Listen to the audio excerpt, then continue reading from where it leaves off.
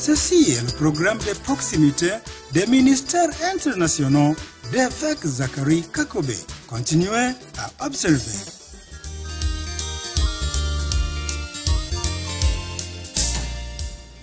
Récemment, un distingué revivaliste international qui est un navire unique pour le renouveau des nations est également un cadoral au corps du Christ. Dans ces périodes contemporaines, l'évêque Zachary Kakobe fait une mission apostolique à la ville de Lubumbashi, en République démocratique du Congo, RDC, à l'invitation à partir de l'Alliance évangélique de Lubumbashi. Juste après son atterrissage à l'aéroport international de Lubumbashi, au salon des VIP, il a rencontré des journalistes des journaux, des télévisions et des radios célèbres qu'il a interviewés, désiré de savoir ce qui a transpiré dans sa visite. Évêque, tout d'abord, vous êtes le bienvenu au Congo RDC. Je vous remercie beaucoup. Nous aimerions connaître l'objectif de votre mission au Congo à Lubumbashi. Je suis venu ici pour un seul objectif principal. Rendre les gens savent que les miracles n'ont pas terminé dans les temps passés, mais sont présents même aujourd'hui. Et la Bible dit que la gloire de cette dernière maison sera plus grande que celle de la première. Que doit-on attendre de cette croisade de 4 jours au Congo RDC? Tout d'abord, nous visons à bénir le Congo RDC. C'est un pays que Dieu a aimé pendant tant d'années. Donc cette fois, lorsque nous apprêtons à célébrer le 50e anniversaire de l'indépendance du Congo RDC, nous voulons que le Congo soit un pays vraiment béni. Et que tous les œuvres de Satan qui ont régné pendant tout ce temps doivent se terminer. Quand nous célébrons 50 ans d'indépendance, nous voulons que soit une indépendance dans un chapitre entièrement nouveau, indépendance spirituelle, physique et économique. Congo RDC est un pays que Dieu a béni économiquement. Alors maintenant, c'est le temps pour le Congo d'être libéré. Dans l'ère biblique, il fut un temps connu que Jubilé, qui a eu lieu après l'expiration de tous les 49e années. Alors, la 50e année a été connue comme l'année de la liberté. Tous ceux qui étaient sous toutes les formes d'esclavage ont été libérés. De même, nous voulons les 50e année de l'indépendance être un jubilé pour Congo RDC. Le temps pour les gens de se réjouir, à être heureux parce que Dieu est maintenant prendre Congo RDC dans un tout nouveau chapitre dans la vie des gens. Cette croisade est visée à quel secte de chrétiens et quel est votre message à eux? Tout le monde est bienvenu, chrétiens, les non-chrétiens, les gens sans religion et les païens, tous sont bienvenus. Il n'y a pas de frais d'inscription, même pas de contribution. Les gens devraient juste venir. Dieu est pour tous les peuples. À l'aéroport international de Lubumbashi, il a été accordé une grande réception. De l'aéroport, il a voyagé dans un véhicule ouvert pour qu'il puisse être facilement visible par les peuples de Lubumbashi, à qui ils l'ont ondulé. Les organisateurs se sont chargés d'avoir ce genre de réception parce que les gens étaient très désirés de le voir. Étant accompagnés d'une longue cortège de voitures menée par des soldats des forces de la défense congolaise, RDC, il a ondulé aux gens comme il traversait des rues de la ville. Voilà ce qui s'est passé. Lubumbashi et de la République démocratique du Congo. Jésus-Christ guérit et sauve.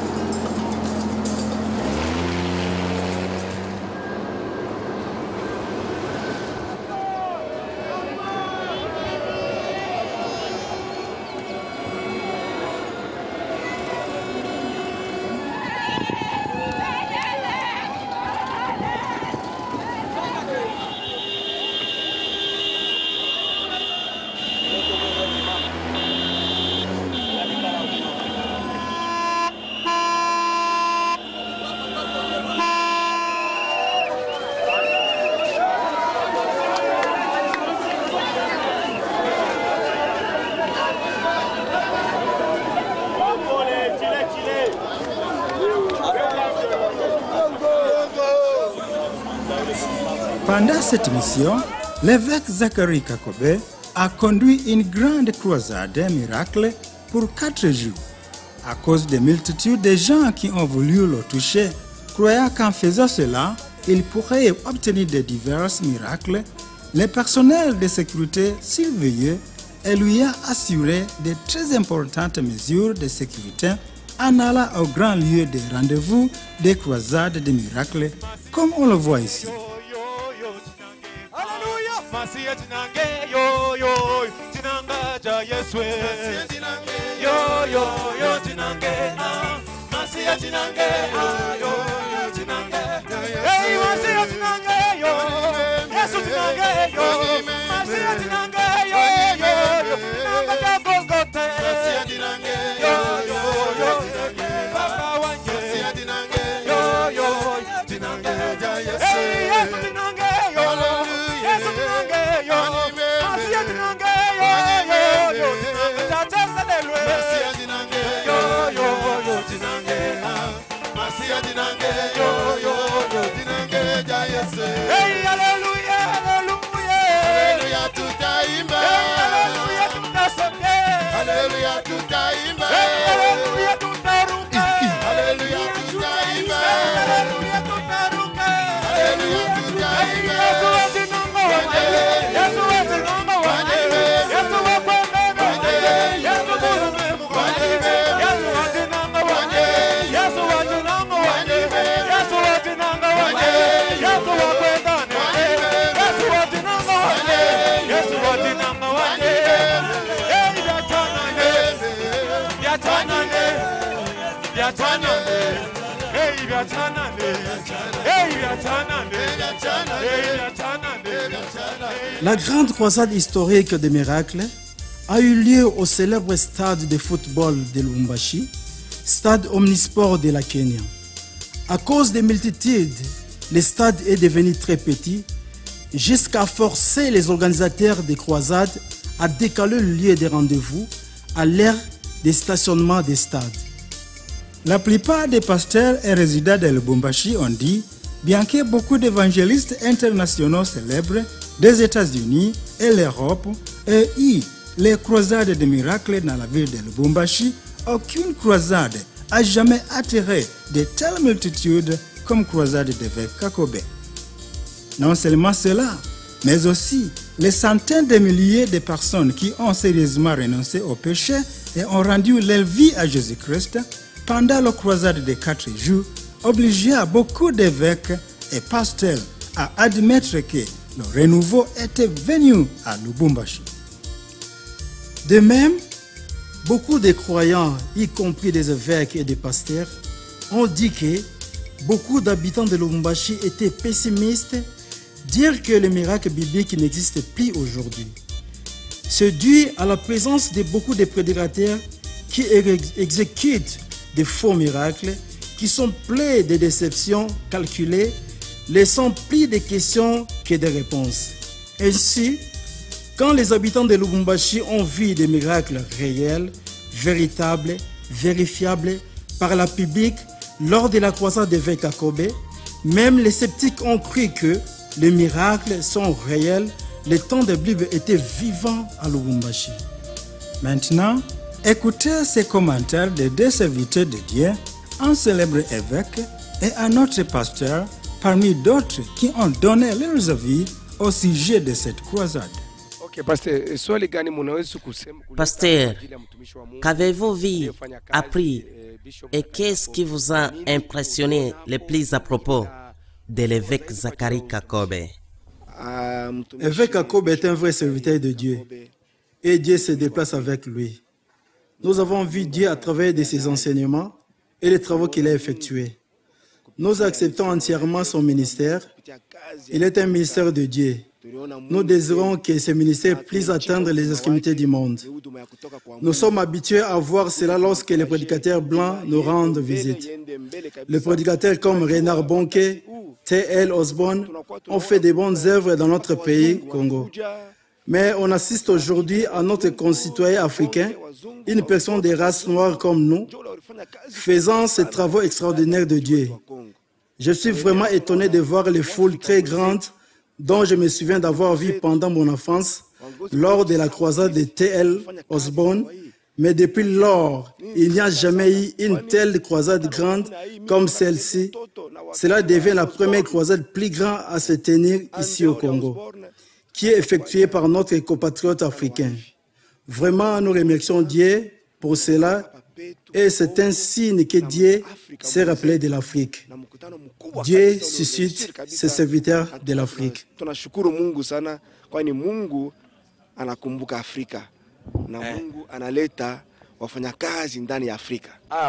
Comment êtes-vous, pasteur? Je vais bien.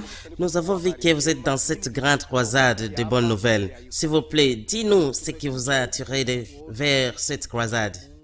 Nous sommes venus ici pour voir comment le serviteur de Dieu fait son ministère et être en mesure d'assister à ceux qui seront sauvés dans cette croisade. Les miracles que nous avons vus ici ont élevé notre foi. Ce ministère est vraiment extraordinaire dans l'ensemble de l'Afrique.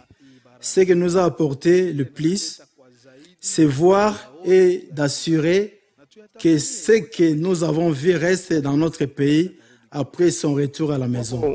Quelle est la chose exceptionnelle que vous voyez dans l'évêque Zachary Kakob qui rend son ministère attractif? Tout d'abord, c'est la façon dont il enseigne la parole de Dieu. Il enseigne dans un court laps de temps, mais clair et précis, de manière qu'il pénètre nos cœurs, élever la foi et faire une personne décider de suivre Jésus. C'est la bonne chose que nous avons remarqué dans lui. Toutes sortes de miracles ont été exécutés.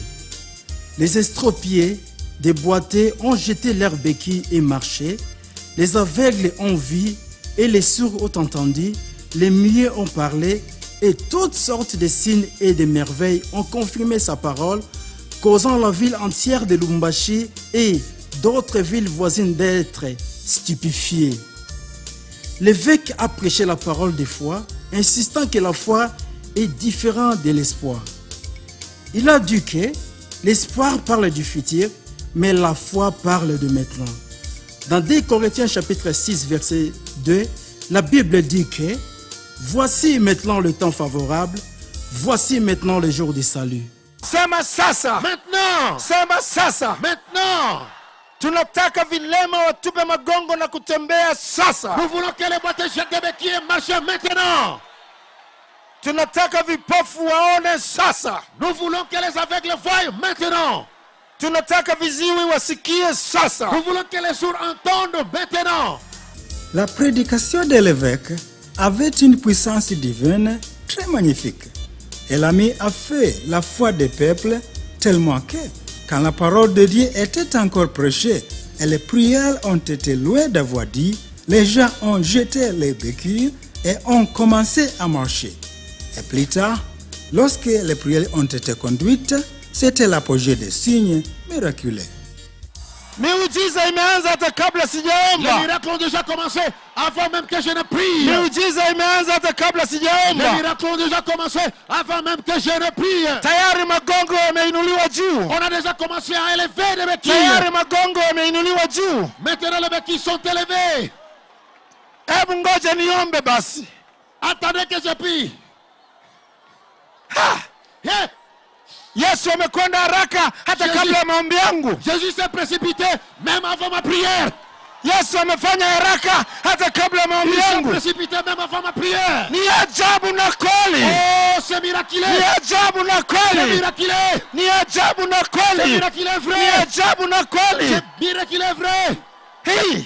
Hii. Sasa ninaomba. Maintenant je prie. Sasa ninaomba. Maintenant je prie. Kwa jina la Yesu Kristo. Au nom de Jésus-Christ.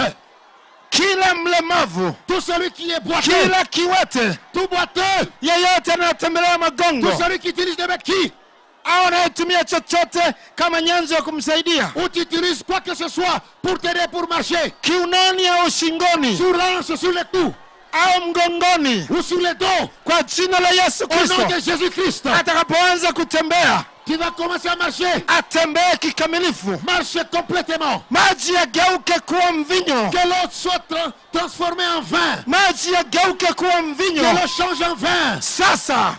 Maintenant. Sasa. Maintenant. Sasa. Maintenant. Sasa. Maintenant. Sasa. Maintenant. Sasa. Maintenant. Sasa. Maintenant. Sasa. Maintenant. Sasa. Maintenant. Sasa. Maintenant. Sasa. Maintenant. Sasa. Maintenant. Sasa. Maintenant. Sasa. Maintenant. Sasa. Maintenant. Sasa. Maintenant. Sasa. Maintenant. Sasa. Maintenant. Sasa. Maintenant. Sasa. Maintenant. Katika jina la Au nom de Yesu. Jésus.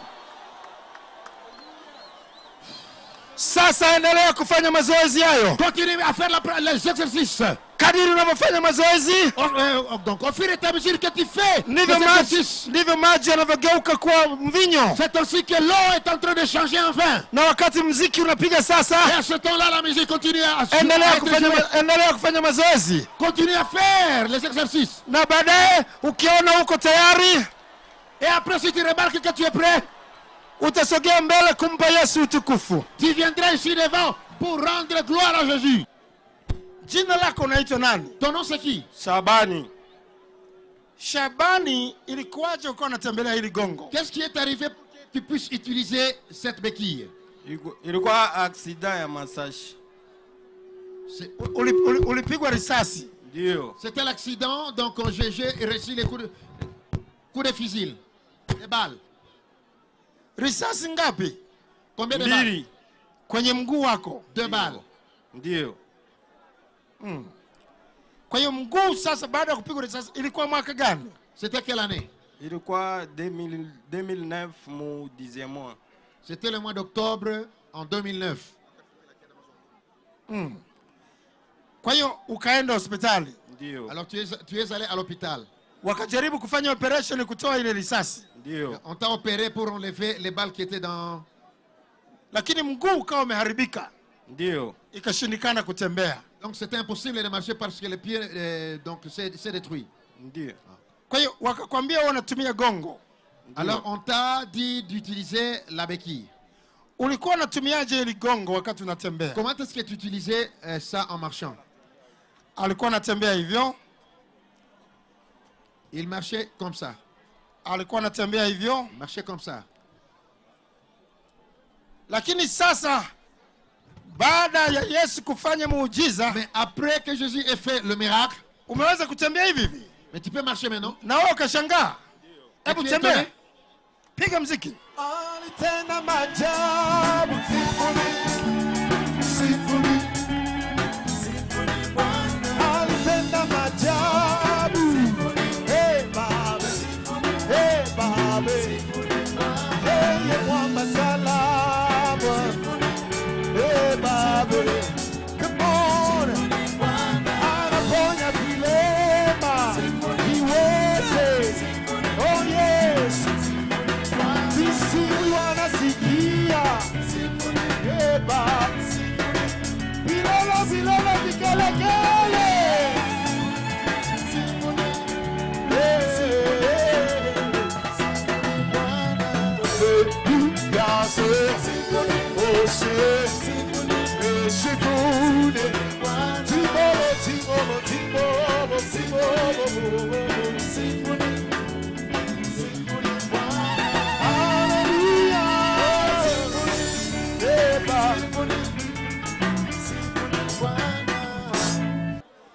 Ulikuwa unatembelea magongo? Tu utilisais le béquille?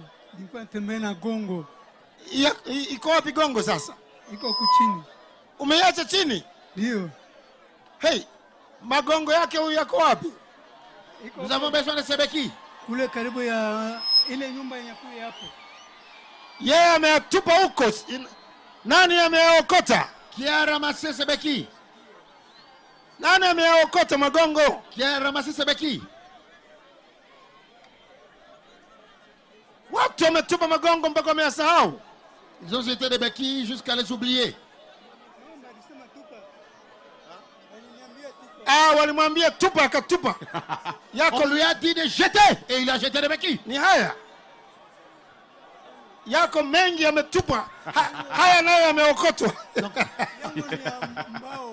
Anasema ya kwake ni ambao. Ces béquilles étaient en bois. Anasema kule kumwisho kumekunjama kidogo. Donc au sommet ça courbe un peu. Ulianza kutembelea magongo haya kwa muda gani? Tu as utilisé des béquilles pendant combien de temps? Mimi nilikuwa paralysé. Ulikuwa paralysé Mwezi wa 7. Le mois de juillet. Mwaka jana. Mwaka 7. Sika mimi mtu akadele. Je Kule suis... nilitupia mie sijue tena. Bon, je ne sais pas là où j'ai jeté des béquilles, mais je travaille à Cadel. Anasema ni muda gani? Mtoto yuko hapa chini. Ni tangu wakati gani ulikuwa na probleme ya paralysie? Tangu mwezi wa 7. Mwaka gani? Mwaka njoo mwaka wa manake nafanya 8 ans. Miaka minane. Miaka minane. 8 ans.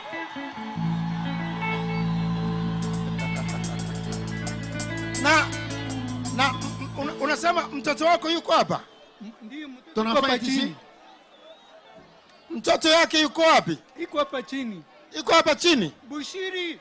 Bushiri yuko wapi? Bushiri yuko wapi yule pale? Hebu njoo Bushiri. Bushiri, viens.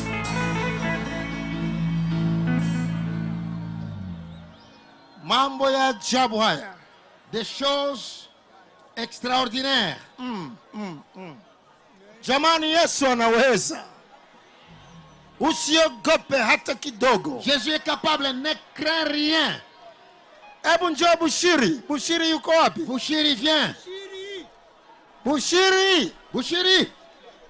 Il est ici. Ha. Hebu wewe ndio Bushiri? C'est toi Bushiri? Oui, c'est moi. Huyu ni baba yako? Ndio. Alikuwa hawezi kutembea? Ndio. Miaka 8 sasa. Ndio. Alikuwa paralysé mais Mungu anamsaidia juu turanjo shikia mamirumiru hapa tunafika hapa. Mimi ndo natoa na nyacha muti la alikuwa nawe. Mimi na mimi muti kule miri acha mishijoto.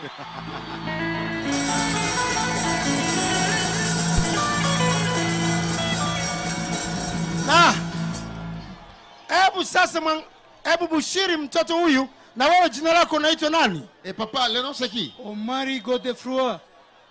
Mungu hana upendeleo. Dieu n'a pas d'acception. Omari amepata muujiza. Omari vient de recevoir son miracle. Na mtoto wake Bushiri anashangaa. Et son fils Bushiri est étonné. Piga kelele, sema Yesu ni wa ajabu. Dites Jésus est merveilleux. Haya. Hebu njoo huku sasa. Papa, viens d'abord, suis-moi d'abord. Njoo huku kidogo. Mfate papa. Njoo huku. Haya, geuka tena. Tourne. Haya, piga mziki atembee. Twende. Alifanya maajabu. Symphony Bwana. Alifanya maajabu. Yesu. Alitenda tena. Alifanya maajabu.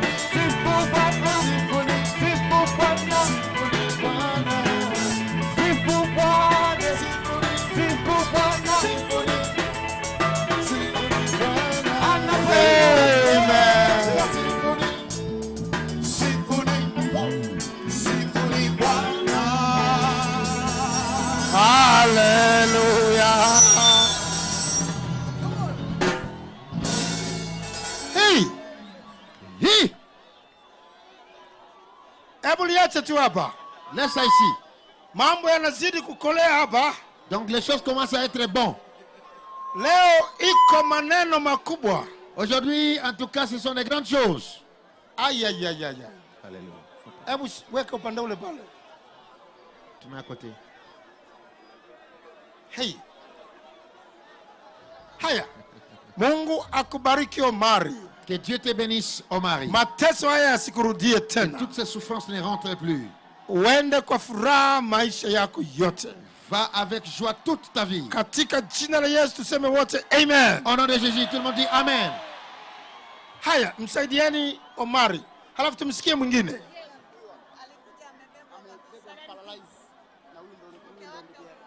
Nani alikuwa amembeba huyo? Hebu sikiliza maneno haya. Écoutez d'abord ces paroles.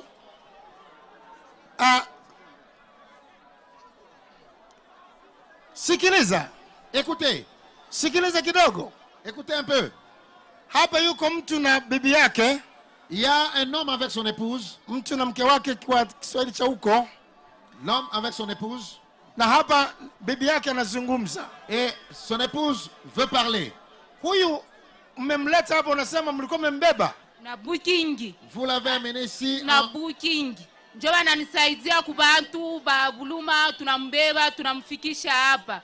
Depuis jana ile saa tunamfikisha après mahubiri yenu. Mimi naona Bwana analamuka mara ya kwanza mkichi anashimama. Mimi nasema unashimama, asa ndio Mungu ananiponesha. Tena nekala. Mara ya pili analamuka, anatembea, anatoka kule, anapita podium, anafua contour 5 fois. Mejana kulikuya mabaraka ya kiziwi, babubu na vipofu. Banamuonesha sema andika jina Mungu atakusaidia na kesho kuye. Kwa leo alikatala kuya na booking anasema Mungu ashakuniponesha. Mimi napaswa kwenda kushuhudia. Mimi naenda tu na mikono. Anatoka kwao kule kushindia Avnika Mbovu. Anaanza kuya na kumsaidia. Kufika humu ile saa mnaisha mahubiri anasema nimshuhudie Mungu, nimtukuze kwa uwezo wake ule ananiponesha mie. Paralysie ya moi na 3 semaines, mjekamini seeds. Na kine 8 séances,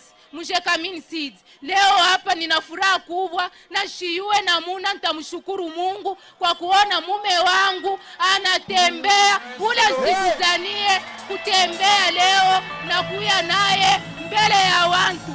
Bantu na mionesha sema Mungu anabaki Mungu. Hapa mimi nasema na depense yangu makuta 500,000 francs congolais mjekamini seed na $250 njuu ya matunzo ya bwana yangu meashikushimame. Paralysie ya hypertension kupike crise depuis le 24 février na hapa tunasema hakuna kile kinamtunza kushindia Bwana Yesu Kristu, miujiza yake inafanyika.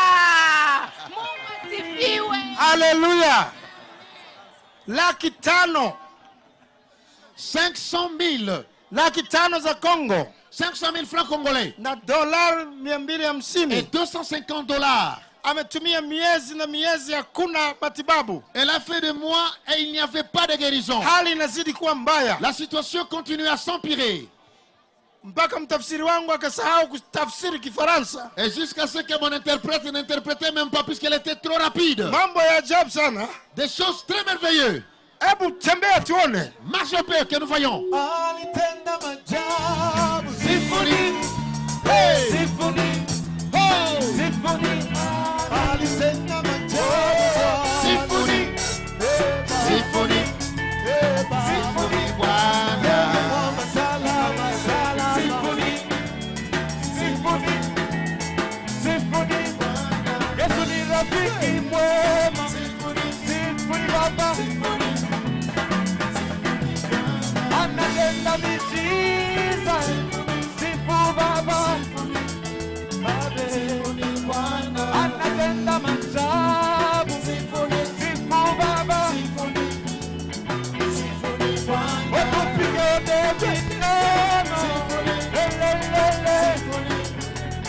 Symphonie Bwana. Inua, inua. Juu ya Yesu. Anatenda miujiza. Hey, hey, hey, hey. Baba. Anatenda miujiza. Symphonie Baba. Haleluya.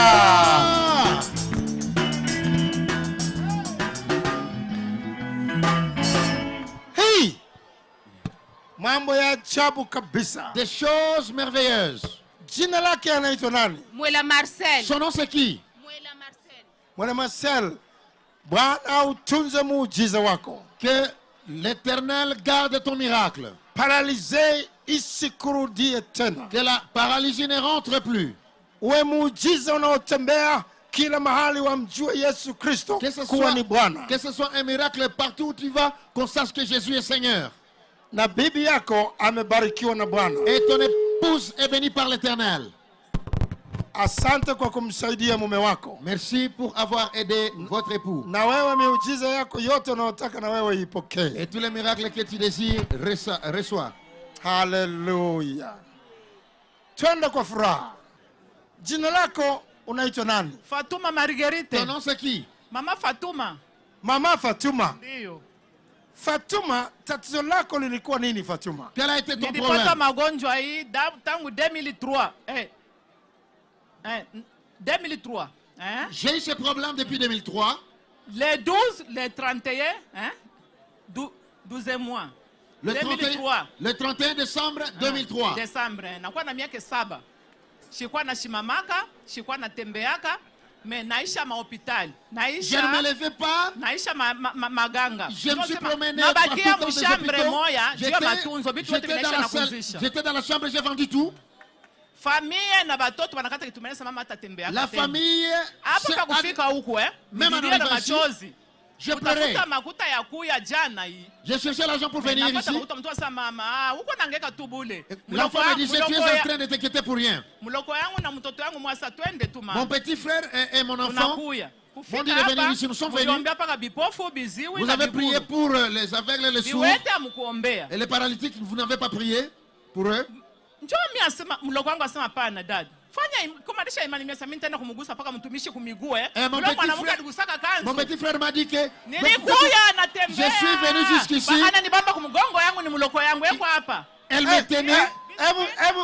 Uje mdogo wake. Si tu es ici, viens. Zuena, uje Zuena. Zuena uje. Zuena, nous avons besoin de toi. Que tu viennes. Sasa uliletwa hapa, ulikuwa nakuja namna gani hapa? Comment est-ce que tu es arrivé par ici? Bana nibambaka paka kumukono ndio natembea. On mettait toujours par la main. Paka vana nibamba kumukono ndio napata namna kunyangula mikulu kutembea. Il faut d'abord me tenir à la main pour que je puisse bien marcher. Sans me tenir à la main, je ne peux pas bien marcher. Hata kusimama inakuwa vigumu. Même se tenir debout, c'est difficile. La toilette est d'ici jusque-là, mais c'est impossible. Je ne peux pas arriver à la toilette.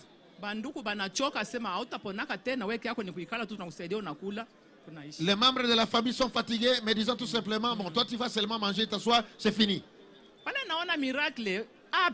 J'ai dit. Et quand j'ai vu les miracles le jeudi ici, j'étais étonné et je me suis dit, il faut que j'y aille et Dieu m'aidera.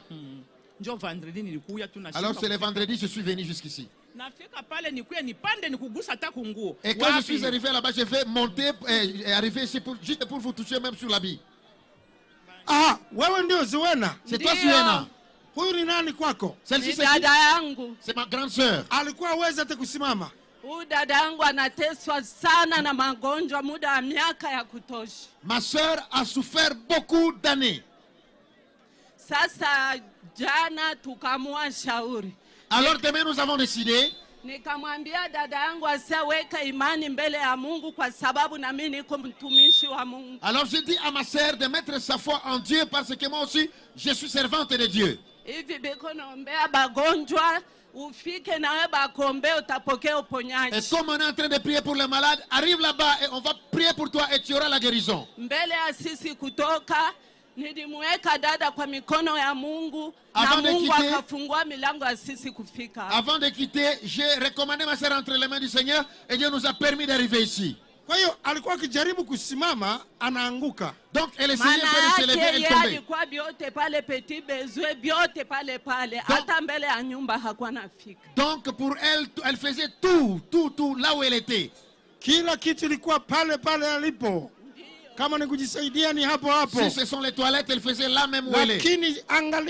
Mais regardez maintenant. Mama Fatuma maintenant elle peut marcher. Jouez la musique.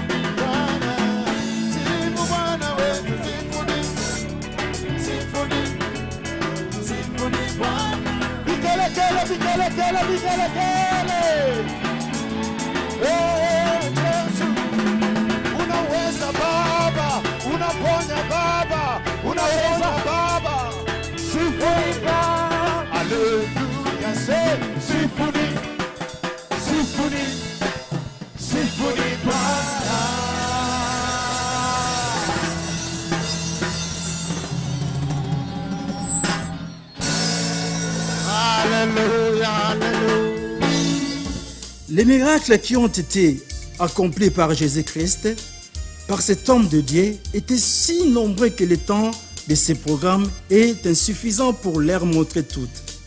Ces miracles ont remué la foi des habitants de Lubumbashi, tellement que chaque jour, lorsque l'évêque Akobe a conclu la croisade et s'est assis dans la voiture, prêt pour le départ, les gens ne pourraient pas les laisser partir si facilement. Malgré la présence forte du personnel de sécurité de l'armée du Congo RDC qui a entouré la voiture, les gens encore infiltrés entre eux. Puisque les gens ne pourraient pas se procurer de l'évêque Akobe, qui était déjà à l'intérieur de la voiture, ils m'ont enlevé leurs chemises et d'autres vêtements et combattu pour les frotter sur la voiture de l'évêque, croyant qu'il obtiendrait des miracles après le vêtement avait touché sa voiture. Ils ont fait, après avoir vu l'évêque Zacharie Kakobe, priant pour le mouchoir et l'établir à la croisade, comme cela a été fait par l'apôtre Paul dans ses Actes des Apôtres, chapitre 19, versets 11 jusqu'à 12, sans toucher le vêtement, évêque Zacharie Kakobe priait et dit à la foule qui, après sa prière, les mouchoirs et les tabliers ne seront pas des vêtements ordinaires.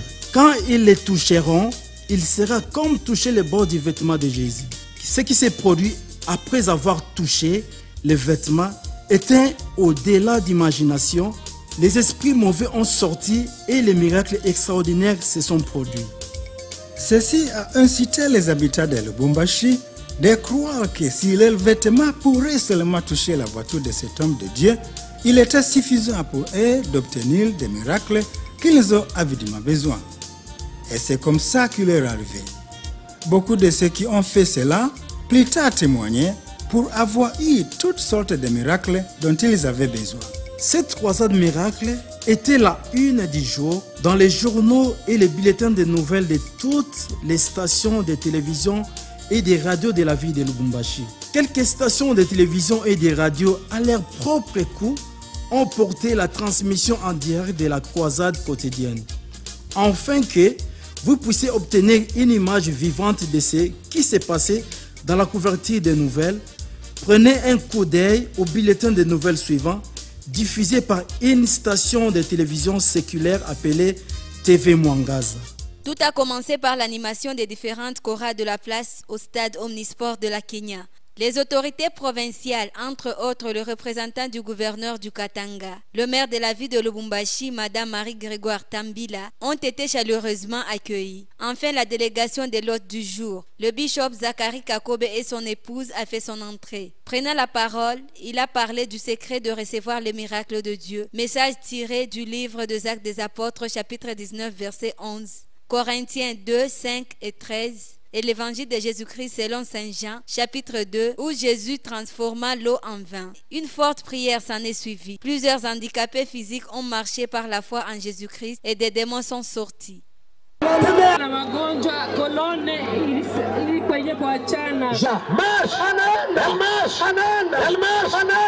La grande croisade miracle vaut son pesant d'or à Lubumbashi, a souligné le maire de la ville. Propos relayés par des fidèles présents au stade de la Kenya. Ici sur terre. Mais si on donne le temps à Dieu, c'est merveilleux. C'est une occasion pour moi de glorifier le Seigneur pour tout ce qu'il a fait pour moi et pour la province du Katanga. Il était temps qu'on puisse encore élever notre Seigneur Jésus à Lubumbashi parce qu'il était vraiment temps, avant 50 ans de notre anniversaire de l'indépendance, il fallait vraiment que les Congo. C'est au nom du gouverneur de la province du Katanga que son représentant a remis une enveloppe de 5 000 $ américains au président des églises Corps du Christ, le pasteur Chibambe, somme qui contribuera au logement du bishop Zachary Kakobe. Dans cette mission apostolique, évêque Kakobe a également conduit un séminaire spécial pour des hommes d'affaires de Lubumbashi sur la façon dont ils peuvent jouir de la prospérité biblique dans leurs affaires. Ce séminaire a été conduit comme la réponse à une demande spéciale des hommes d'affaires menée par le président de la Fédération des entreprises du Congo, FSC, Félicia Yamba Shibangu, de la province du Katanga. Après le séminaire, plus de 200 hommes d'affaires se sont volontairement décidés de devenir des partenaires dans le ministère international d'évêque Kakobe, afin de permettre à ce ministère de couvrir le monde entier avec l'évangile vivant. Ils étaient désirés de voir l'évangile du salut qui a été confirmé par des signes, des merveilles et des miracles vus au Congo RDC à travers l'évêque Kakobe, arriver aux autres gens dans d'autres pays du monde. Ensuite, les nouveaux partenaires ont organisé un dîner spécial qu'ils ont partagé avec cet homme de Dieu, après quoi il les a bénis. Une autre activité menée par l'évêque Kakobe pendant sa mission apostolique était la conférence d'évêques et des pasteurs organisée pour les serviteurs de Dieu de diverses dénominations dans le corps du Christ. Pendant la conférence, l'évêque Kakobe a instruit les serviteurs de Dieu qui étaient dans le centaine sur la façon dont ils peuvent être employés vigoureusement par Dieu. Par la suite, il a posé ses mains sur eux afin que Dieu puisse exceptionnellement les employer dans leur ministère. Maintenant, l'huile fraîche que tu as, sois sur eux. Reçois de l'onction. Parce qu'il est pour prêcher en porte. Reçois l'onction. L'onction va prêcher la bonne parole. Reçois l'onction. L'onction va prêcher la bonne parole. Reçois l'onction. Cette onction va prêcher au peuple la bonne parole. Oh, merci pour l'onction. Reçois l'onction.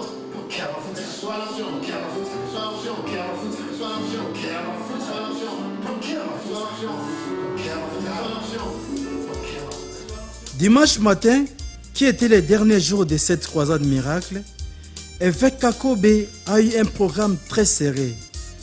Ses hôtes lui demandaient de ministrer dans 9 différentes églises. Il a été obligé de passer peu de minutes dans chaque église et a réussi à couvrir l'ensemble, une église après l'autre, en les encourageant à combattre sincèrement pour la foi qui a été transmise aux saints une fois pour toutes. Parmi les 9 églises, 2 ont leur propre télévision et station de radio. Ainsi, la visite et le ministère d'évêque Kakobe dans ces églises a été retransmis en direct, couvrant ainsi toute la ville de Lubumbashi ainsi que d'autres villes du Congo RDC. Puisque le ministère d'évêque Kakobe était le discours du jour dans la ville de Lubumbashi et d'autres régions du Congo RDC, de nombreuses personnalités étaient très désirées de les rencontrer et de recevoir ces bénédictions. Parmi ces personnes qu'il a rencontrées était le maire de la ville de Lubumbashi, Marie Grégoire Tambila, et de quelques parlementaires de la province du Katanga. De même, le gouverneur de la province du Katanga, son honorable Moïse Katumbi, a invité l'évêque Kakobe à sa résidence et ils ont eu des entretiens, après quoi il a prié pour la province du Katanga et le pays entier du Congo RDC. À la fin, le gouverneur du Katanga a apporté sa contribution financière à envoyer l'évêque Kakobe à d'autres nations pour prêcher cet évangile qui peut être comparé à celle des apôtres de l'église primitive.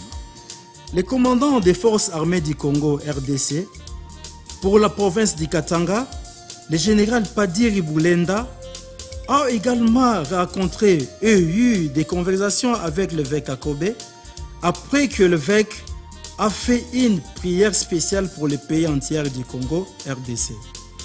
Par la suite, ils ont pris quelques photos ensemble. Évêque Zachary Kakobe a été également invité par l'ancienne première dame Sifa Kabila, épouse de fait le président Laurent Kabila, qui était au pouvoir devant le président actuel du Congo RDC. Cette veuve est également la mère du président actuel du Congo RDC, Joseph Kabila. Maman Sifa Kabila a participé à la grande croisade miracle pour tous les 4 jours consécutivement et elle était vraiment beaucoup bénie. Par conséquent, elle aspirait beaucoup à cet homme de Dieu de visiter sa maison.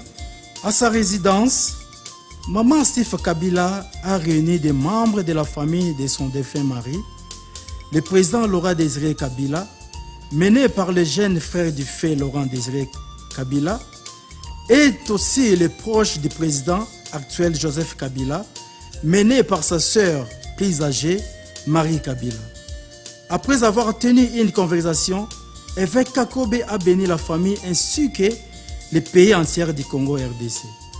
À la fin, Maman Sifa Kabila a dit que Congo RDC a été béni en raison d'accueillir cet homme de Dieu. Ainsi, elle est désireuse de voir le même évangile atteindre d'autres personnes dans d'autres pays, partout dans tout le monde. Ainsi, elle a fait sa contribution financière à cette cause noble. À la suite, ils ont dîné ensemble, après quoi, ils ont fait leurs adieux.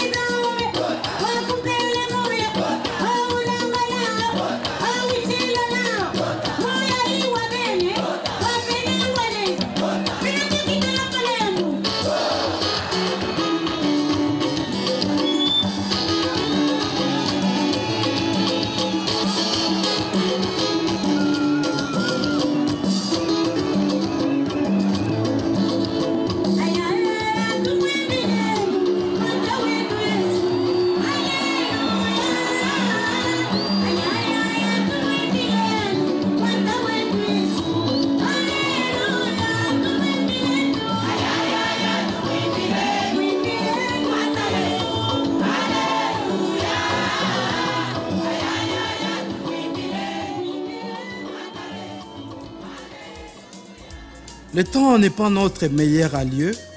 Pour cette raison, nous ne pouvons pas continuer avec ces rapports de ce qui s'est passé au cours de la mission apostolique d'évêque Kakobe à Lubumbashi, au Congo RDC.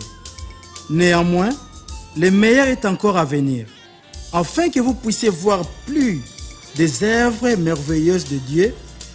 Dans cette mission, vous ne pouvez pas vous permettre de manquer d'autres programmes de cette série. Nous avons maintenant atteint la fin de ce programme. Merci pour l'observation et au revoir.